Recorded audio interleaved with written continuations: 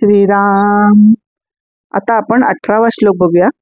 मना राघवे वीण आशा नको रे, मना मानवाची नको कीर्ती तुरे.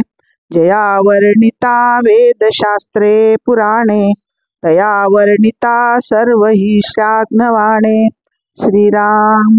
आपला आधार नित्य बदलत राहणाऱ्या चंचल अशा मानवात न शोधता सर्व साक्षी सर्व स्थिती अशा परमेश्वरात शोधावा, असे श्री समर्थ आपल्याला सांगतात. श्री रामाची उपासना करावी, त्याचे चिंतन करावे, तो आपल्याला कधीही विनमुख करणार नाही. ज्या भगवंताचे वर्णन संपूर्णपणे वेदशास्त्रे पुराणही करू शकले नाहीत, त्याची स्तुती आपण कोण करणार? आपल्या सर्वार्थासाठी त्याचे स्तवन न करता कृतज्ञतेपोटी त्याला भजावे. कोणत्याही व्यक्तीमध्ये त्याच्या कीर्तीमध्ये गुंतू नये.